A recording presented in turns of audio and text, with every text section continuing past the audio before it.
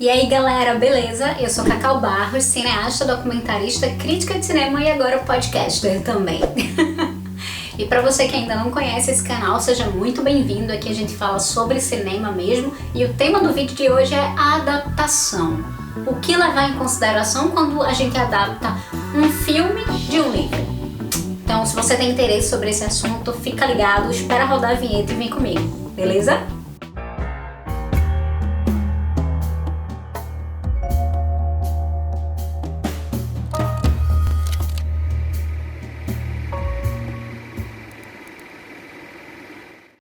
Normalmente, quando a gente vê um filme que veio de uma obra, de um livro, que é uma adaptação, a gente tende inicialmente logo a comparar.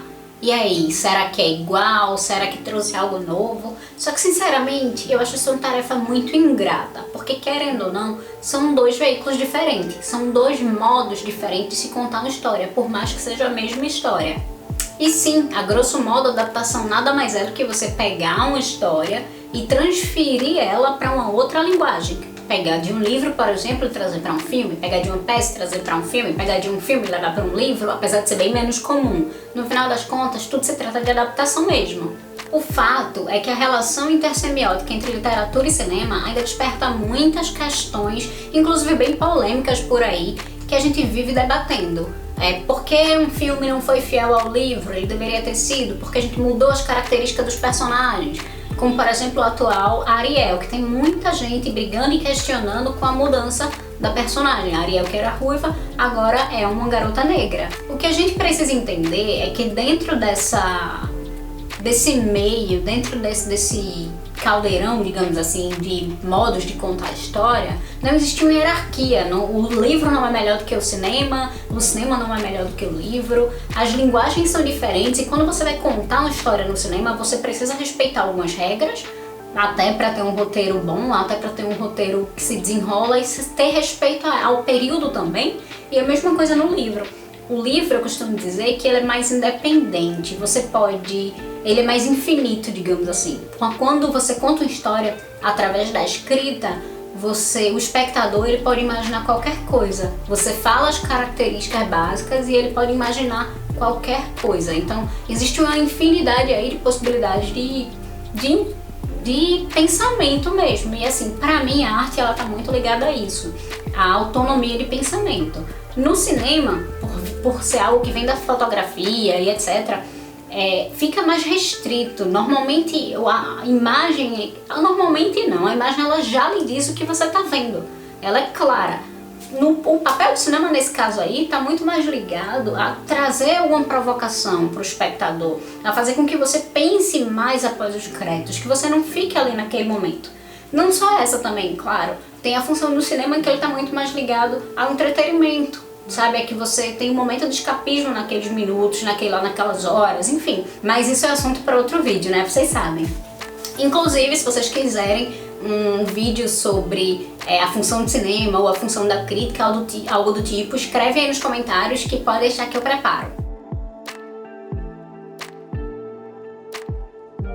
E aproveitando, eu já vou pedir a você que se inscreve no canal, compartilhe com seus amigos e com todo mundo que você sabe que gosta de cinema, para que isso me incentive a gerar mais conteúdo. Aproveita, já me segue no Instagram também, compartilha esse vídeo com os amigos, principalmente os que gostam de cinema, com certeza eles vão gostar. Então, e fazendo um merchanzinho também, segue o Instagram adoravelcinéfilas.com, eu vou colocar ele aqui embaixo, é o meu podcast, o meu e da Ju, uma parceira minha, sobre cinema. A primeira temporada agora é sobre pornô chanchada, então a gente traz um olhar mais aprofundado sobre a pornô chanchada através da perspectiva feminina, né? A gente tem essa discussão lá. É um projeto novo, estamos com 3 episódios atualmente, mas assim, com muita coisa ainda pra vir. Então já segue lá no Instagram, vai no Spotify, pesquisa Adoráveis Cinéfilas ou em qualquer outra plataforma de áudio, segue a gente, escuta, dá 5 estrelinhas e também traz sua opinião, diz pra gente o que você achou, o que você acha que poderia melhorar, tá valendo, beleza? Mas voltando ao assunto. Então, minha gente, voltando, como eu vinha dizendo, existe muita gente que acredita que o cinema é uma arte independente e por isso, ao existir alguma adaptação, deve prevalecer a linguagem cinematográfica. Eu concordo que a linguagem cinematográfica deve prevalecer, No entanto, eu discordo de que o cinema é uma arte independente. André Bazin, por exemplo, um crítico e teórico de cinema muito conhecido, ele tem uma frase que diz exatamente assim, abre aspas, será que o cinema, ou o que resta dele, é hoje incapaz de sobreviver sem as muletas da literatura e do teatro? Através dessa frase você já entende que a opinião do crítico, do André Bazin, ele era muito ligado ao afastamento do cinema, da ideia que ele é uma arte central e é uma arte que é independente das outras, né? Ou seja, claramente André Bazin se afasta da ideia do cinema como arte pura e independente. Prevalecendo a origem do cinema com o teatro, com a pintura, ele é a favor e defende que haja diálogo entre as artes, apontando que não se trata de resistir às influências, mas abraçar as semelhanças. Ou seja, no final das contas, é como se a gente estivesse falando da mesma coisa. É você pegar uma cena, que vamos supor que é uma adaptação de um livro, e quando você vai trazê-la para um filme, você consegue reduzir o tempo de consumo de uma maneira muito considerável. Porém, tem muito mais informação naquele pequeno conteúdo. No livro, por exemplo, você vai conseguir escrevendo e, por exemplo, você pode pegar um cenário e passar um capítulo escrevendo esse cenário. No entanto, no cinema, você faz isso com uma cena, 2 cenas, você no máximo prolonga um pouquinho uma cena para explorar melhor um cenário. Então assim, por serem linguagens diferentes, como já foi dito aqui, é aplicado a mesma coisa, a mesma história de maneiras diferentes. Outra coisa que é muito importante e a gente precisa ficar atento é em relação ao cinema como ferramenta social. Querendo ou não, não só o cinema, mas como as artes em si, reflete muito o momento que a gente está vivendo. Ou seja, se a gente está vivendo agora um período de pandemia, então vai haver muitos filmes relacionados ao tema. Se o exemplo da Pequena Sereia, por exemplo, na época do desenho, existiam pouquíssimas ou nenhuma protagonistas negras, principalmente em animação. Então é muito justo e é muito comum que, quando você vai fazer uma adaptação de um filme desse, você traga mais o espírito da época. Você precisa entender que a arte ela precisa se comunicar com todo mundo. E ao se tratar de todo mundo, é literalmente todo mundo. A gente precisa falar não só com o homem e a mulher branca, mas com as pessoas asiáticas, negras, enfim, com todo mundo. A arte, ela não vê raça e etc.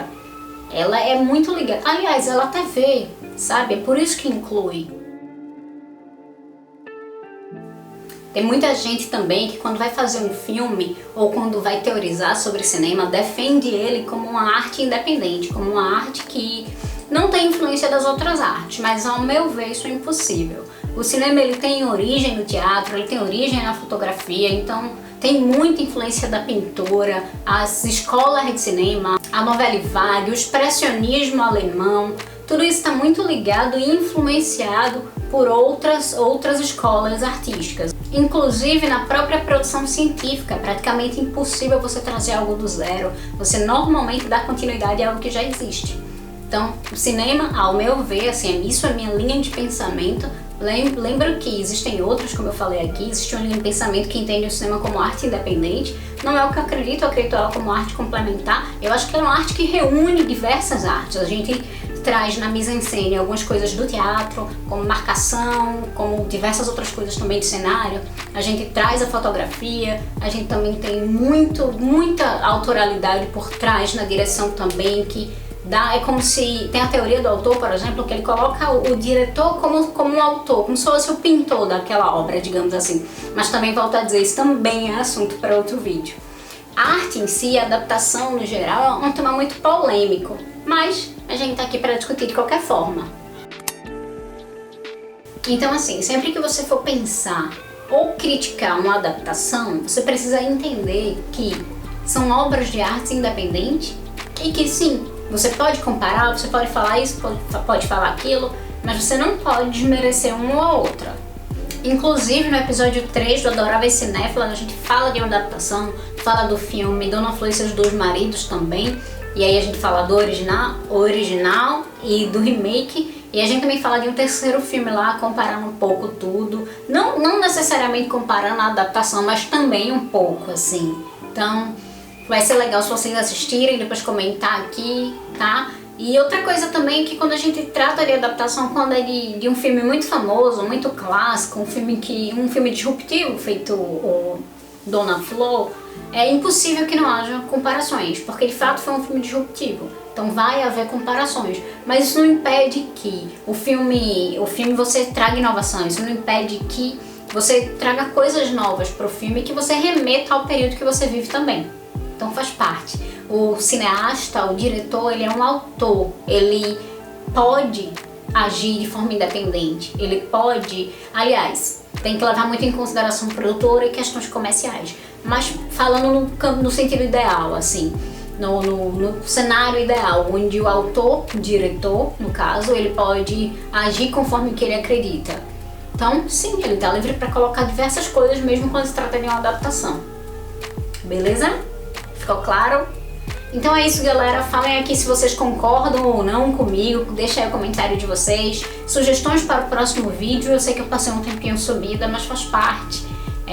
Tive aí umas questões, mas enfim, não vem ao caso. Mas agora eu tô de volta.